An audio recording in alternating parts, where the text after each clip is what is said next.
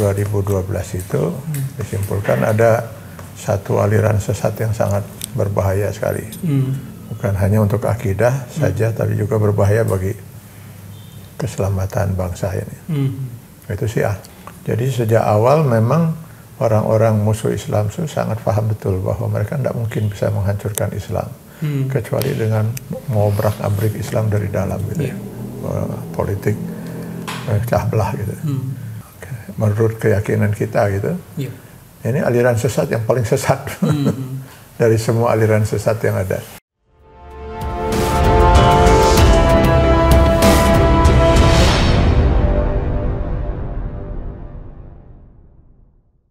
Jadi FU kita masih tetap eksis, konsen untuk menjaga akidah umat gitu ya. Menjaga akidah umat karena kita lihat seringkali dalam kenyataannya akidah umat ini masih banyak yang rapuh gitu. Mudah terombang-ambing oleh pemikiran-pemikiran dan pandangan-pandangan yang sesat dan menyesatkan gitu ya. Padahal akidah itu sesuatu yang termahal dari kehidupan manusia gitu ya. Maka kita mencoba memposisikan diri untuk bisa ikut bersama yang lain lah, majelis ulama dan lain sebagainya, dan ormas-ormas Islam lainnya untuk bisa menjaga akidah umat ini. 2012 itu kita menyelenggarakan musyawarah FU itu di sini tempatnya. Ya, hadir pada waktu pembukaan itu Pak Gubernur, Pak Wali Kota juga. Mendampingi kurang lebih 200 lah ulama dari seluruh Indonesia itu. Ya alhamdulillah para ulama itu walaupun bukan mewakili ormas masing-masing gitu, tapi ya mereka terdiri dari sekian ormas yang ada, dari NU-nya ada, dari Muhammadiyahnya ada, dari Persisnya banyak. Nah, hasil musyawarah kita di 2012 itu disimpulkan ada satu aliran sesat yang sangat berbahaya sekali. Bukan hanya untuk akidah saja, tapi juga berbahaya bagi keselamatan bangsa ini. Itu Syiah. Sehingga pada waktu itu hasil musyawarah itu akhirnya menetapkan, merekomendasikan agar forum ulama umat segera menyiapkan untuk berdirinya sebuah aliansi atau forum atau apalagi namanya yang secara khusus menangani masalah Syiah.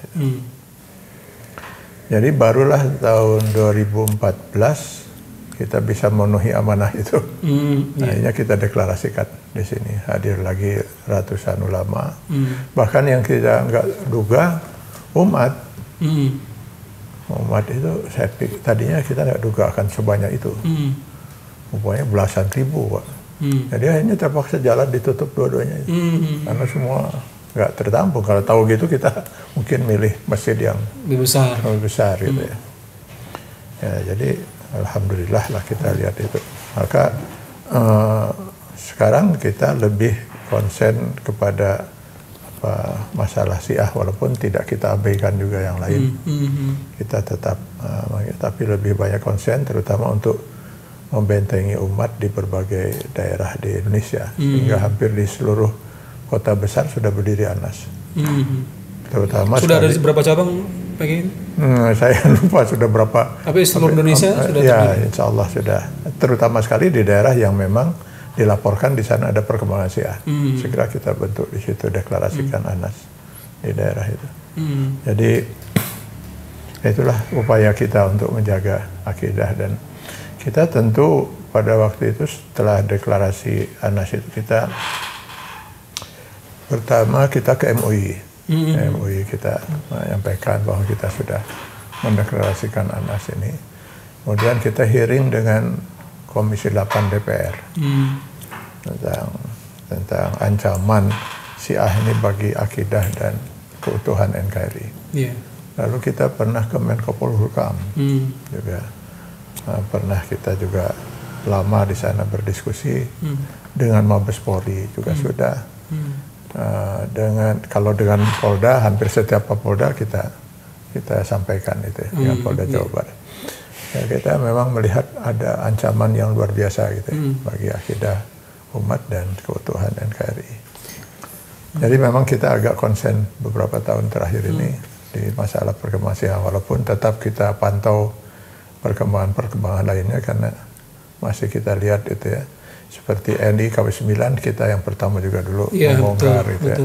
Nampaknya itu juga nggak selesai karena memang yang kita perhatikan memang yang nggak pada selesai ini biasanya memang karena di belakangnya ada sebuah kekuatan. Betul.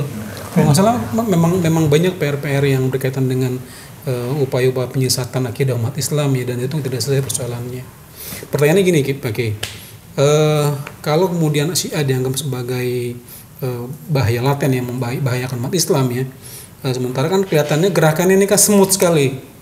Nah mungkin Pak Kiai bisa menggambarkan gimana sih agar ini menjadi warning juga bagi umat mengidentifikasi bahwa di satu wilayah tertentu itu memang terlihat ada indikasi gerakan Syiah Pak Kiai.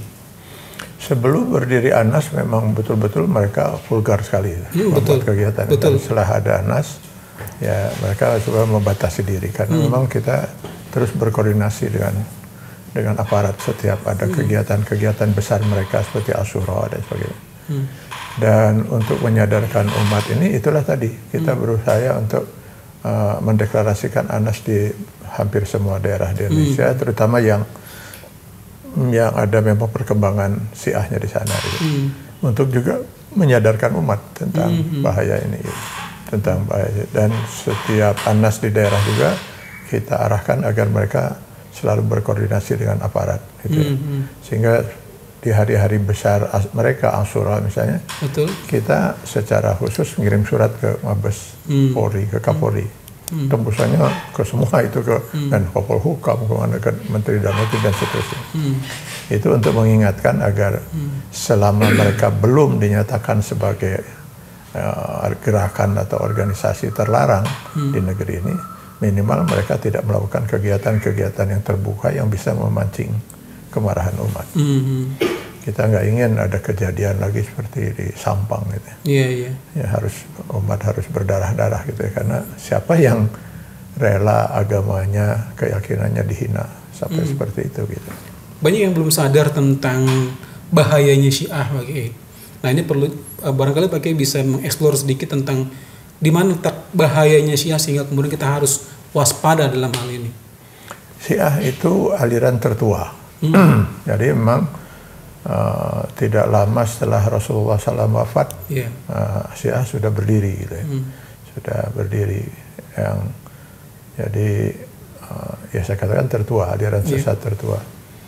Jadi sejak awal memang orang-orang musuh Islam itu sangat paham betul bahwa mereka tidak mungkin bisa menghancurkan Islam kecuali dengan mengobrak-abrik Islam dari dalam gitu ya. Politik pecah belah gitu. Maka Yahudi lah kerjaan yang paling pintar melakukan itu. Maka Yahudi yang menciptakan itu dengan figur utamanya siapa sih, Abdullah bin Saba.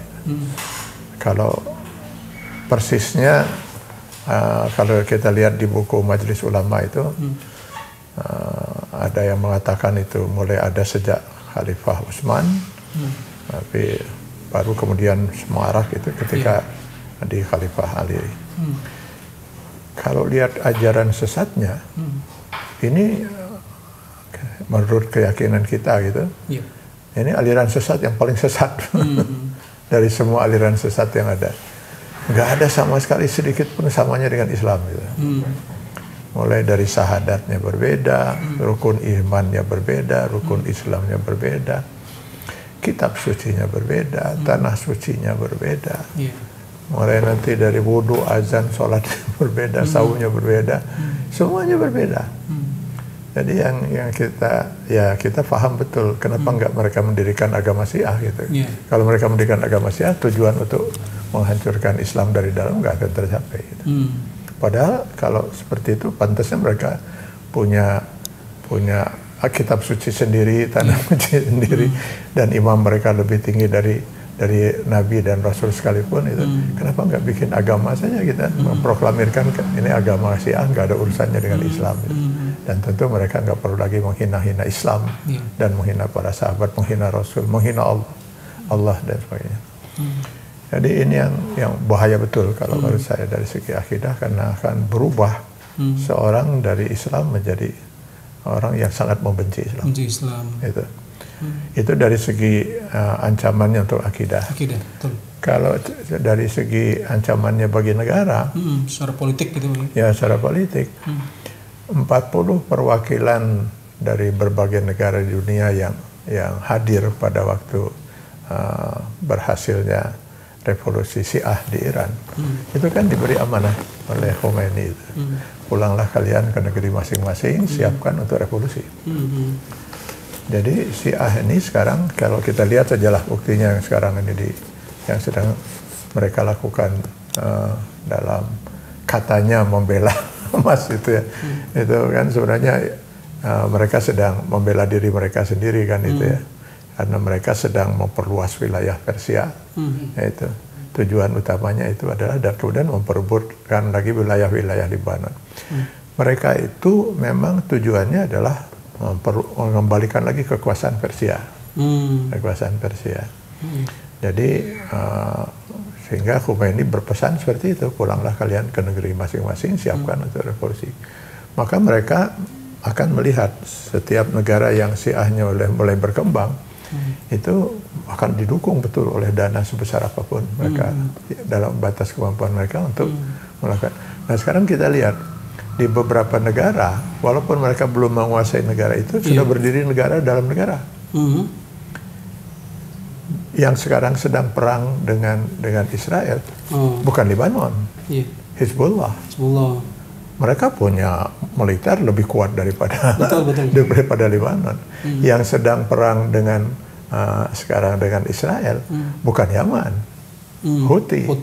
Itu Syiah, kelompok Syiah.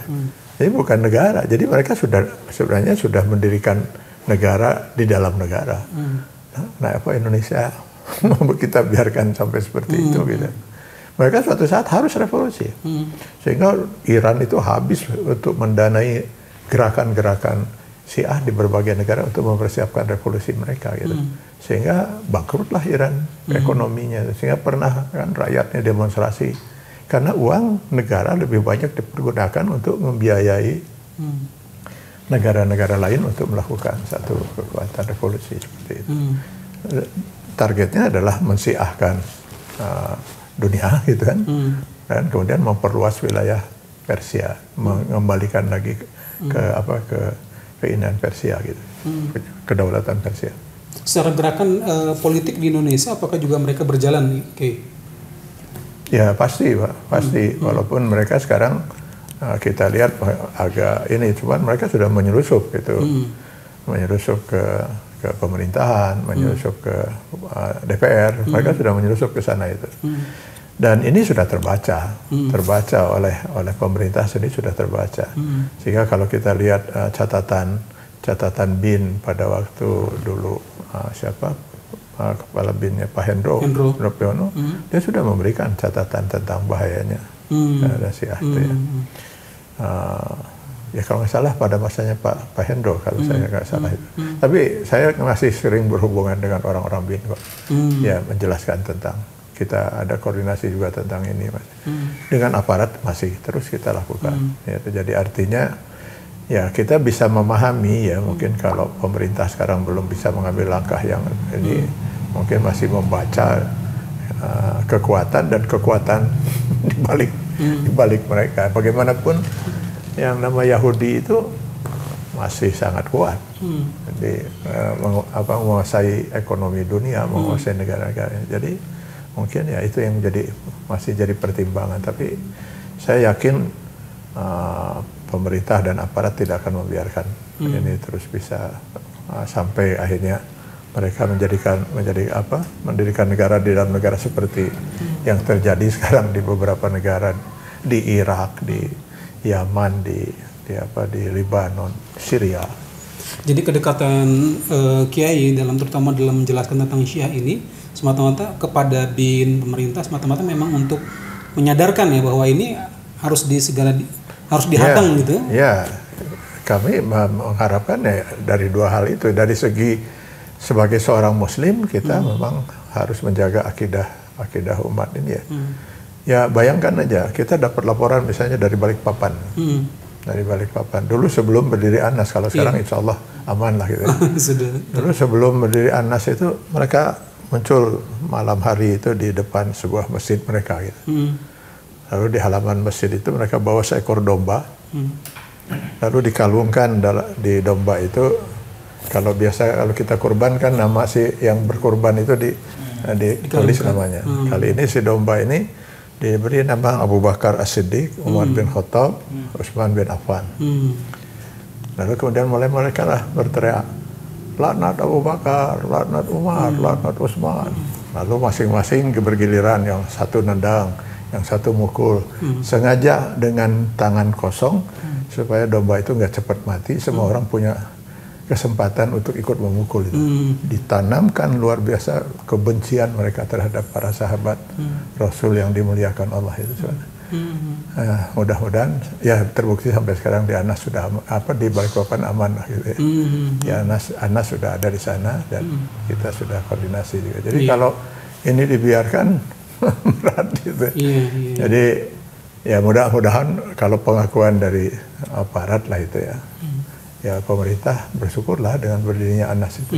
Karena paling tidak kita ikut bisa membentengi akidah umat dan juga menjaga keutuhan NKRI dari bahaya ini. Walaupun mungkin pemerintah kita belum bisa tahu, saya belum tahu dan belum terbuka gitu ya. Sebenarnya seberapa jauh pemerintah sudah mempersiapkan atau merencanakan apa untuk menghadapi gerakan Syiah. Iya, karena kan dia punya wewenang untuk kemudian menghentikan secara hukum ya, kayak bukan malah justru membiarkan antara rakyat dengan rakyat, ANAS dengan Syiah untuk terbentur gitu.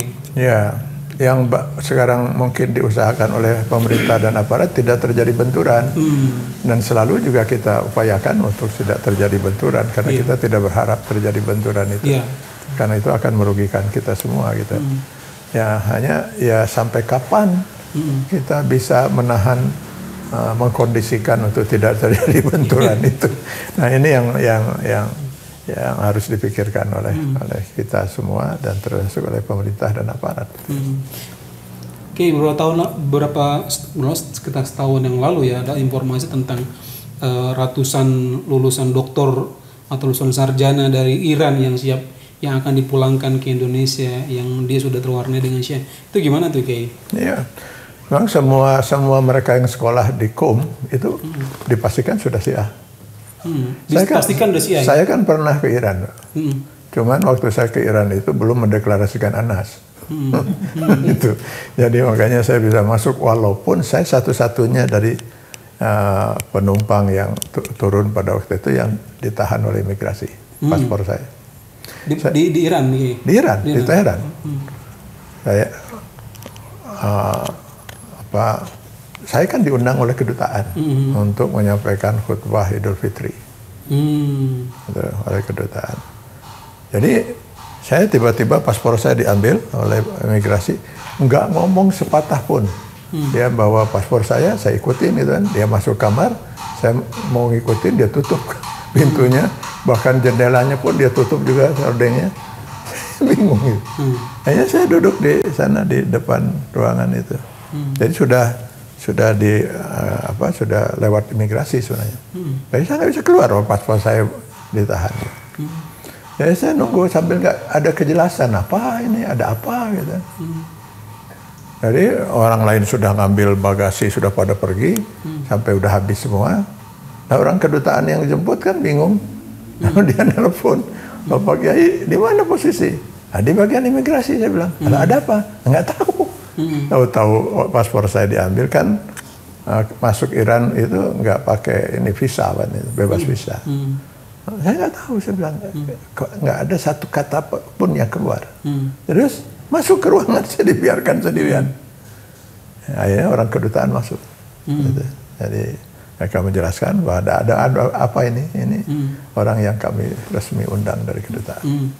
Lalu, nah setelah saya ada di Iran itu kebetulan saya tinggal di Wisma bersama Pak Dubes. Itu. Pak Dubes kebetulan keluarganya lagi di Jakarta. Jadi waktu itu kan Ramadan karena menjelang mau khutbah Idul Fitri. Kita banyak ngobrol. Waduh, nggak bisa bernapas kata Pak Dubes itu, kita di sini. Satu contoh, kita katanya di kedutaan ini, laki-laki kalau hari Jumat itu yang ada itu paling tinggi katanya 17. Gitu. Kan nggak memenuhi quorum untuk sholat Jumat menurut Imam Syafi'i gitu. Akhirnya saya menghubungi teman-teman di Malaysia gitu, di kedutaan Malaysia, Brunei. Ayo kita bergabung lah, kita sholat Jumat di KBRI gitu ya. Setuju mereka. Setuju. Akhirnya ya sudah, setiap hari Jumat kita buka pintu, datanglah teman-teman dari Malaysia, dari Brunei dan sebagainya. Kita sholat sama-sama. Tercapai quorum itu. Sebelum Jumat sudah datang aparat. Siapa yang memberi khutbah, apa isu khutbah, penuh dengan ancaman. Saat sholat Jumat terjadi letusan di kedutaan. Bayangkan kedutaan kita. Jadi kata Pak Dubes waktu itu kepada saya, kenapa saya ini ceritakan, nanti kalau pas Bapak sedang memberikan khutbah Idul Fitri dengar petasan, jangan kaget. Begitulah kami adakan. Sehingga akhirnya kita ambil keputusan, berhenti lagi kita. Sudahlah kita sholat Jumat seadanya gitu. Kita nggak bersatu lagi, nggak bergabung lagi, karena begitu luar biasa. Jadi kita kunci saja kedutaan itu, sehingga aparat tidak ada yang masuk lagi dan kedutaan saja bisa diancam seperti itu. Apalagi umat Islam ya udah nggak ada lagi Pak. Umat Islam di daerah Teheran itu kok pinggir semua Pak, nggak ada masjid lagi itu. Mereka udah nggak bisa lagi bernafas sekecil sedikit pun. Di sini mereka bicara toleransi. Setelah mereka berkuasa, baru kita bisa bernafas itu, umat Islam itu, karena itulah tujuan dasar mereka itu. Jadi ya memang sangat berbahaya, tapi banyak umat yang belum menyadari ini, gitu. Belum menyadari. Tadi Kiai katakan bahwa lulusan dari KUM itu bisa dipastikan adalah Syiah. Dan sekarang tentunya mereka kan orang-orang yang berada pada level pengajar di perguruan tinggi. Seberapa parah itu di tingkat pendidikan perguruan tinggi pembangunan Syiah? Jadi ini ceritanya kan waktu saya diundang ke Iran itu oleh kedutaan itu kan tidak selamanya pihak kedutaan bisa mendampingi saya kan, mereka kan kerja di kedutaan itu. Jadi saya didampingi oleh 3 orang mahasiswa, 3 orang mahasiswa. Dari 7 mahasiswa yang memutuskan memilih untuk putus beasiswa. Jadi mereka sekolah lagi tidak di KUM, sekolah lagi di tempat lain dengan biaya sendiri. Kenapa? Ya karena mereka nggak siap untuk harus jadi Syiah, jadi Syi'i gitu. Jadi persyaratan seorang mahasiswa kalau dia mau sekolah di KUM dan beasiswa harus Syiah, harus Syiah. Jadi 200 mahasiswa yang sekarang sedang sekolah, mahasiswa Indonesia yang sekarang sekolah, kata si mahasiswa yang dampingi saya itu ada 200, sudah pasti Syiah semua. Kalau enggak ya putus, seperti kita ini putus beasiswa. Harus ada Syiah. Lu gimana kehidupannya itu? Ya kalau ajaran saya udah nggak sempat mengikuti ajaran karena saya sudah saya udah tahu apa itu Syiah gitu. Saya sudah memilih untuk putus beasiswa. Tapi kalau kehidupan di kampusnya saya sudah hafal gitu ya. Itu kalau jam-jam lagi istirahat berkeliaran di taman-taman itu wanita-wanita yang menawarkan mut'ah itu. Itu ada dari mahasiswi, ada dari wanita luar. Ayo mut'ah, siapa mau mut'ah? Kayak gitu mahasiswanya. Dan memang daya tarik aliran sesat itu kalau enggak semuanya bermuara di situ, Pak. Memudahkan orang beragama, ibadah jadi mudah, lalu memperoleh uang juga bisa mudah, dan yang ketiga ya kebebasan seksual. Itu yang selalu jadi ikon aliran-aliran sesat. Tolong tunjukkan pada saya aliran sesat yang tidak ada ininya. Ada, semuanya pakai itu daya tariknya. Itu ya, jadi karena itu orang-orang yang akidahnya lemah kan, wah enak, enak ini. Orang lain berzina itu, apa di Islam itu berzina itu bisa haram, bahkan bisa orang membuat masuk neraka. Di sini malah jalan untuk masuk surga. Masa nggak tertarik orangnya? Nah, itu. Jadi mereka jelas pulang dan ke negeri kita dan pasti menjadi penggerak, penyebar Syiah. Sekarang pengamatan Kiai di dunia universitas atau perguruan tinggi gimana pergerakan mereka? Apa masuk wilayah yang pada pemikiran seperti apa Kiai? Nah, masuk mereka, bahkan mereka masuknya juga nggak tanggung-tanggung kan, masuknya di daerah di perguruan tinggi perguruan tinggi Islam. Untuk Islam betul. Karena mereka harus dari sana mulai merusaknya itu kan. Dari perguruan tinggi Islam, sehingga ada Iran Corner. Iran Corner. Itu semua biayanya dari Iran. Karena kita pernah dulu Anas itu berkirim surat kepada presiden itu untuk supaya di situ di kedutaan itu ada bidang yang menangani masalah sosial pendidikan. Nah itu kita minta itu ditutup. Karena dari sana kemudian mereka membentuk sebuah yayasan. Yayasan ICCI Jakarta. Nah, disitulah dana mengalirnya lewat yayasan itu. Jadi seolah-olah tidak ada kaitan dengan kedutaan, padahal uang itu mengalir dari situ. Jadi samping Republika itu. Ya sampai Republika ya. Melototin Republika. Terdata nggak? Kenapa? Mahasiswa Indonesia yang di Iran itu sama Anas terdata nggak? Tidak seluruhnya bisa terdata oleh kita gitu. Nah, yang kita sayangkan itu mereka kan banyak dari ormas Islam. Rekomendasi biasanya kayak gitu. Ya, rekomendasi dari ormas Islam ya. Ya, ormas Islam yang kita lihat memang sangat rapuh akidahnya. Kalau kita lihat bisa ke sini, bisa ke sana, bisa ke mana-mana. Kalau di tingkat kemarin bisa nyium nyium tangan itu. ya itu yang nggak jelas lah itu prinsip akidahnya seperti apa gitu. Biasanya kalau di tingkat pemikiran ya kan biasanya kalau universitas atau perguruan tinggi itu kan masuknya pada wilayah pemikiran. Nah, isu apa biasanya yang mereka ini bisa masuk ke Syiah ini? Apa pada isu toleransi, apa pada isu pernikahan beda agama misalnya? Mut'ah. Sehingga pernah di perguruan tinggi, salah satu perguruan tinggi Islam di Bandung ini, ramai itu, ini dosen yang cerita ke saya. Mahasiswa sedang pada ngobrol, ayo kita mut'ah katanya. Apa mut'ah itu? Iya itu ajaran Syiah itu kan. Lalu Syiah itu sendiri apa? Lah gak tahu, pokoknya mut'ah aja kita lah katanya. Jadi bagi mereka mungkin ya memang seperti itu Pak. Jadi kalau kita lihat sejarah dari awal Rasulullah SAW, pada masa Rasul sendiri kan sudah terjadi pemurtadan itu. Jadi ya orang sudah tidak lagi bertanya kalau ada pemahaman misalnya apa ini Syiah atau misalnya itu Ahmadiyah.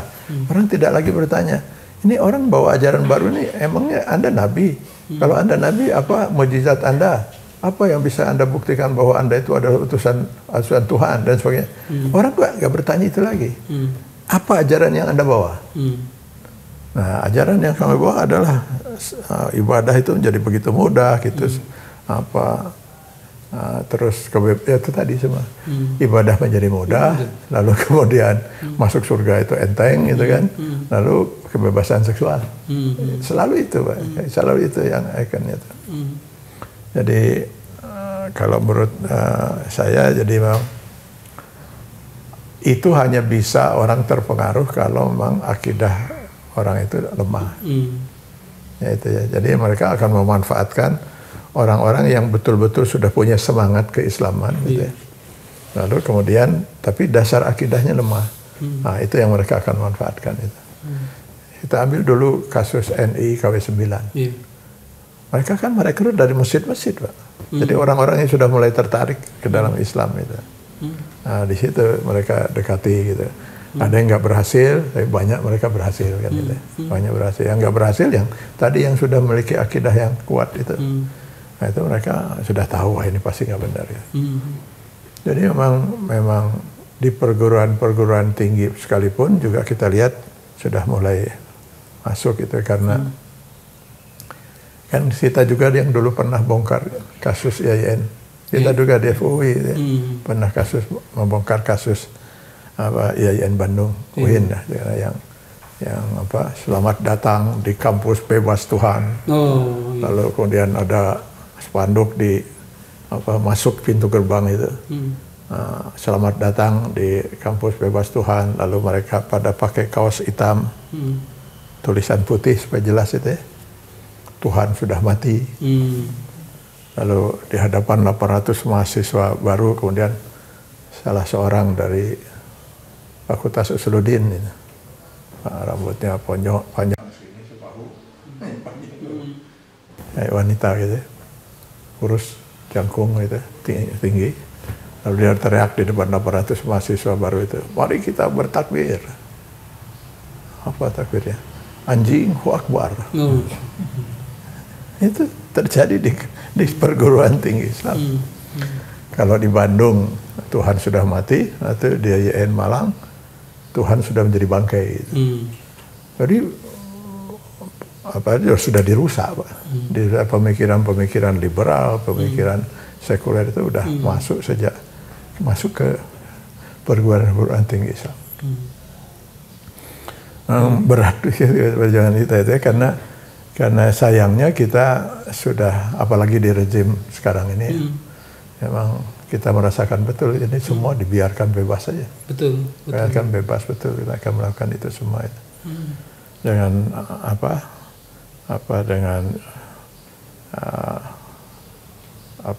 yang mereka ini kan slogan mereka adalah kebersamaan, kerukunan, kebinekaan. Iya. Kiai, tentang Anas sendiri, Kiai, yang ini kan sudah menyebar di semua wilayah ya, Kiai. Ini melalui proses kaderisasi, perekrutannya seperti apa, Kiai? Kader-kader Anas yang bergabung ini, Kiai? Kita memang sudah mengenal lah di beberapa daerah itu, memang sudah ada banyak ulama yang penggerak-penggerak umat dan sebagainya. Nah, kita koordinasi dengan pihak itu. Nah, mereka nanti yang membina kader-kadernya di daerah masing-masing gitu. Jadi biasanya kita koordinasi itu, lalu mereka mengkondisikan untuk deklarasi, kita datang dari pusat. Kita datang, lalu mereka kumpulkan ormas-ormas yang ada, kita undang juga aparat, lalu pada saat itulah kita mendeklarasikan berdirinya Anas untuk daerah tersebut. Gitu. Jadi mereka yang memang sudah inisiatifnya dari daerah ya, Kiai? Ya, inisiatifnya dari daerah untuk ininya tuh. Kita hanya berkomunikasi dengan tokoh-tokohnya, lalu mereka mempersiapkan, nah kita kemudian datang untuk ikut meresmikan berdirinya ormas-ormas daerah itu. Di statusnya yayasan atau jadi ormas, Kiai, Anas nih? Ya itu sesuai dengan namanya itu ya. Jadi bahwa Anas itu aliansi. Berarti ada beberapa tokoh dan juga lembaga umat ya? Ya, sampai sekarang ya di Dewan Suronya ya kalau nggak salah 180 atau hampir 200-an itu. 180 ulama ya, dari seluruh Indonesia yang di Dewan Suronya itu. Di bawah kemudian di pusat, ya maksudnya Dewan Suro pusat. Belum lagi Dewan Suro daerah-daerah masing-masing ada Dewan Suronya, ada Dewan Pakarnya. Majelis Suro ya kita menyebutnya, kalau Dewan Pakar ya Dewan orang-orang pakar. Jadi susunannya itu di atas itu ada Majelis Suro, ada Dewan Pakar, lalu ada Anasnya gitu, ya pengurus Anasnya. Jadi kalau di pusat ya itu Majelis Suronya ya sekitar 200 ulama-ulama dari seluruh Indonesia. Dilakukan juga pembinaan anggota untuk memahami tentang konsep Syiah itu. Dilakukan oleh daerah masing-masing. Kita sendiri udah berapa kali menyelenggarakan pertemuan se-Indonesia gitu. Jadi kita datang, disitulah mereka melaporkan perkembangan di daerah masing-masing. Atau kita juga mengutus dari pusat itu keliling ke Anas daerah untuk melihat perkembangan, apa hambatan di situ dan seterusnya.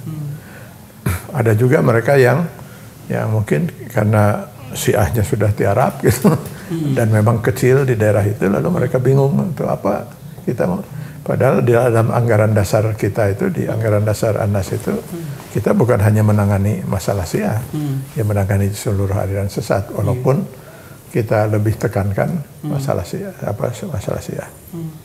Mengurusi persoalan yang sangat sensitif dan juga yang mengancam ini kan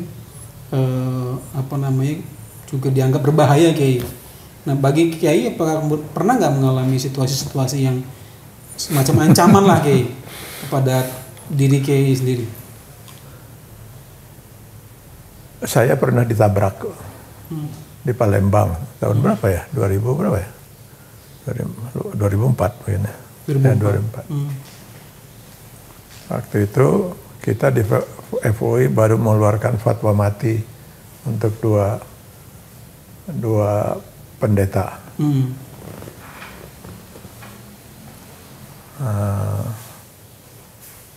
Lalu saya ditabrak di Palembang, selesai ngisi acara di PTBA Bukit Asam. Di kilometer 9 mau ke airport. Saya katakan itu ditabrak karena saya hanya berdua dengan supir waktu itu, saya pasti di depan. Jadi ada di jalur kita, terus masuk di situ ada bus 3/4. Begitu masuk ke jalur kita, memang dari jalur Palembang keluar itu ada banyak kendaraan, tapi kalau di jalur kita yang masuk Palembang kosong. Masuk, dia bukannya kemudian melihat kita dari kejauhan, masih jauh itu, masih agak jauh itu. Saya saja masih sempat istighfar dan bertakbir berapa kali kok. Gitu. Dengan supir itu saja. Dia bukannya masuk, bahkan nancap gas. Nancap gas, gas itu. Ya, sampai posisi mobil yang kita tumpangi itu, 4 ban itu udah di atas gitu. Saking kerasnya itu. Yang menjadi perhatian pihak kepolisian pada waktu itu, kebetulan Kapolresnya kenal saya. Begitu dengar itu, dia lalu menanyakan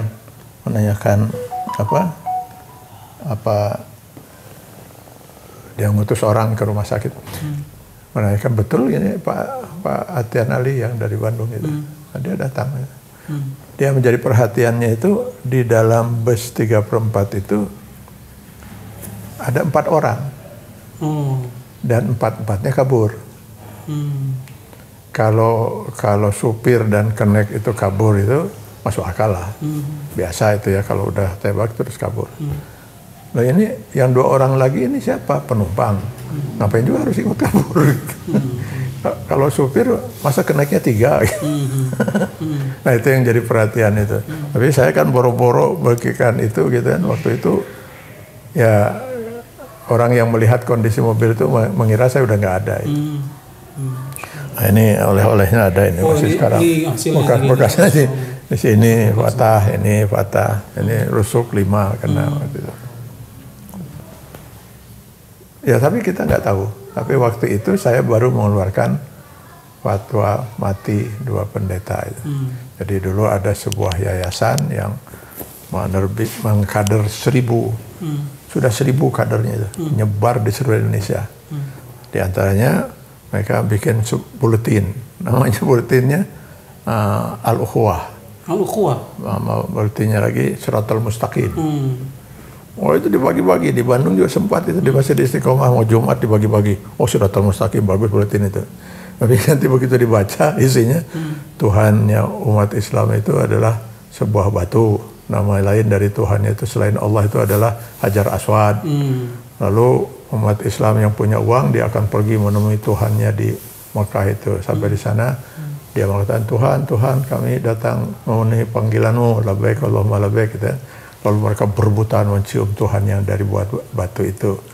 Nah mereka yang sudah berhasil mencium batu itu, mencium Tuhannya, maka pulang bergelar haji. Muhammad itu boro-boro Rasul, dia tuh orang yang nggak waras. Saking nggak warasnya itu dia diam di guha, tinggal di guha gitu kan. Akhirnya datanglah iblis. Kemudian iblis menyampaikan pesan-pesan, bisikan-bisikannya itu. Nah bisikan iblis itulah yang sekarang disebut Al-Quran. Jadi umat Islam itu sedang melaksanakan ajaran iblis yang dibawa oleh manusia nggak normal bernama Muhammad, manusia gila. Itu nyebar di seluruh Indonesia, kadarnya sudah 1000. Alhamdulillah kita bisa berhasil memasukkan orang ke satu yayasan yang kita curigai di Jakarta. Yayasan Christian Center Nehemia. Nah, masuklah dia, dibaptis. Biarkan ya, saya bilang, baptis saja. Akidah kita nggak akan berubah gitu ya. hampir 9 bulan dia di sana. Sampai menjadi kesayangan sang pendeta pendiri Yayasan Sesar Media itu. Hampir menjadi, ya sudah tadi kesayangannya. Dari sanalah dia bisa mengumpulkan semua dokumen-dokumen itu. Lalu kita tahu bahwa penyebar fitnah itu dengan nama Yayasan Siratal Mustaqim itu sebenarnya Yayasan Christian Center Nehemia. Dr. Suradi bin Abraham itu, dan Purnama Winangun. Lalu kita keluarkan fatwa mati. Waktu saya mengisi di Palembang itu kebetulan di samping perusahaan itu salah satu cabang mereka. Nah, itu. Tapi saya nggak mengatakan pasti seperti itu karena belum bisa dibuktikan, hanya itu jelas ditabrak gitu kan. Waktu kita ngebongkar NI KW 9, saya pernah dijebak di daerah Ciwidey. Diundang katanya ceramah, saya biasa bawa sendiri. Ada dampingi teman itu. Ada yang jemput itu ada 2 orang, dibawa ke daerah gunung itu. Saya bilang, ini mau ceramah mana ini? Oh, gak ada orang, gak ada rumah, ada apa-apa. Oh, nanti sebelah sana katanya. Itu bukan jalan lagi, itu jalan tanah, Pak. Mobil itu udah pas-pasan aja. Nah, saya udah mulai agak curiga ini ya. Jadi akhirnya si posisi mobil itu ketika ada belokan seperti itu, saya bilang udah gini aja. Pulangnya gimana saya kata, ngebalikin mobilnya gimana nanti? Sekarang gini aja, masih jauh sebelah, dekatnya, gitu aja. Kita parkirkan di sini, kita jalan. Nah kalian berdua saya bilang tolong diparkirin. Nah teman saya yang sebelah saya ingin yang nyetir, Pak. Mau turun juga bilang jangan turun. Biar kalau diparkir susah sekali untuk balik gitu. Begitu sudah balik, langsung saya tinggal. Langsung saya tinggal itu. Mereka udah saya tinggal aja. Sampai di bawah saya tanya orang-orang tukang ojek itu banyak di bawah itu. Saya bilang di atas itu ada kampung apa? Kampung apa? Nggak ada kampung gitu. Bapak mau kemana? Ada pengajian. Pengajian dari mana gitu? Nggak ada orang kampung di sana katanya. Akhirnya dari orang-orang NI KW 9 yang sadar lalu kita bina di sini. Mereka mengatakan di situ katanya pusat latihan militer. Daerah Ciwidey gitu. Gunung itu, gunung hutan. Jadi ya banyak lah pengalaman. Semenjak terbentuknya ANAS? Ada bermacam-macam itu. Ada yang datang ibu-ibu ke sini gitu, yang nangis gitu. Ada ibu-ibu yang dekat lah selalu ngikuti pengajian saya gitu. Tiba dia mengatakan, Pak Kiai katanya, tolong kalau kemana-mana ada yang mendampingi. Ada apa Bu? Dia bilang kalau datang menangis. Kok ngomongnya kayak gitu? Saya punya teman katanya ibu-ibu perempuan. Nah, dia ada di sebuah kantor. Pimpinan kantornya itu mengatakan, ini katanya mulai dari nomor mobil, terus siapa anaknya. Kami sudah punya daftar pelatihan itu katanya. Kami tinggal nunggu saja instruksi dari atas. Kapan kami harus menyelesaikan itu. Gitu. Jadi saya bilang sama ibu itu, dia sudah tahu nggak? Saya bilang itu alamat rumah saya. Kalau belum tahu, tolong kasih tahu. Saya bilang alamat rumah saya Jalan Situsari 6 nomor 2. Nanti susah nyari saya bilang kasih tahu aja. Nggak perlu ngancam-ngancam kayak gitulah. Saya nggak akan takut diancam seperti itu. Jadi banyaklah orang-orang semacam itu. Saya pikir kalau saya bukan saya naudzubillah gitu ya. Tapi saya sangat rindu kalau bisa mati dalam keadaan syahid. Saya sangat rindu itu. Sangat kalau harus saya syahid itu di jalan Allah itu, insya Allah saya jangan besok lusa sekarang pun, insya Allah itu yang saya harapkan. Jadi saya kadang-kadang berpikir kalau saya memahami ajaran Islam gitu ya, kenapa hanya sedikit kata Al-Quran orang yang bakal masuk surga itu. Berat sekali Pak untuk bisa masuk surga itu. Sehingga kadang-kadang saya berpikir, merenung kalau lagi sendiri, ya Allah kalau besok lusa saya meninggal ini, apa saya bisa masuk surgamu ya Allah? Nah, sehingga ketika saya melihat ini, lahan ini, jangan-jangan Allah melihatkan medan ini untuk saya gitu. Untuk saya yakin medan ini adalah medan yang mulia karena insya Allah kita sedang melindungi akidah umat. Maka mungkin inilah saya sering pesan pada teman-teman ikhwan-ikhwan di Anas. Siapa tahu memang Syiah itu disediakan oleh Allah Subhanahu Wa Taala untuk medan jihad kita gitu. Bukan hanya Syiah, semua aliran-aliran sesat itu. Oke, alhamdulillah. Rekaman udah gue. Pesan untuk umat. Ya, pesan. Saya pengen pesan begini sebenarnya. Saya melihat ini semua terjadi gitu. Karena kita ini rapuh, Pak. Rapuh keimanan kita, akidah kita. Kenapa bisa rapuh? Karena kita tidak, pola pendidikan dakwah kita itu tidak meniru pola pendidikan dakwah Rasul sebagaimana dibimbing oleh Allah. Kalau kita lihat di dalam pembinaan dakwah Rasul selama 23 tahun masa risalah dengan bimbingan langsung dari Allah, 13 tahun itu kan hanya menanamkan, membenahi akidah umat kita. Gak ada satupun ayat ibadah turun kecuali sholat, itu pun 1,5 tahun sebelum hijrah Rasul ke Madinah, sebelum masuk fase kedua. Jadi akidahlah yang dibentuk itu. Sehingga ketika akidah itu kuat, dengan mudah hanya dalam 10 tahun Rasul mengislamkan manusia itu. Ya walladzina amanu aqimus sholat. Malah yang belum diharamkan aja mereka sudah bertanya-tanya pada Rasul. Yas'alunaka 'anil khamri wal maisir. Soal hukum minum khamar dan judi. Itu karena keimanan. Jadi mereka takut ini haram gitu. Tapi belum diharamkan mereka bertanya. Nah, itu seperti itu kalau orang sudah akidahnya kuat. Kalau akidahnya lemah, bahkan sudah diharamkan juga dicari-cari dalil bagaimana supaya jadi halal kan itu.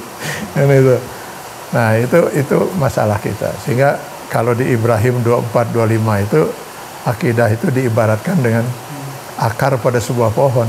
Kalau akar itu sudah kuat, hujan, angin, deras, itu udah insya Allah tidak membuat pohon itu tumbang.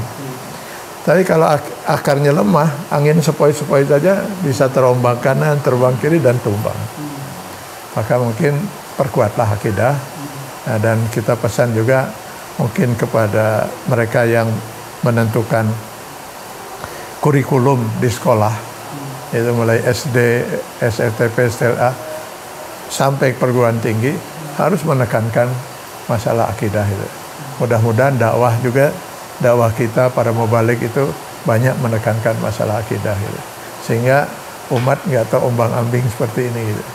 Mudah terombang-ambing seperti itu, terbawa ke sini, terbawa ke sana, nanti ada aliran sesat terbawa lagi ke sana. Kesian umat itu, mereka karena nggak bisa membedakan mana yang benar, mana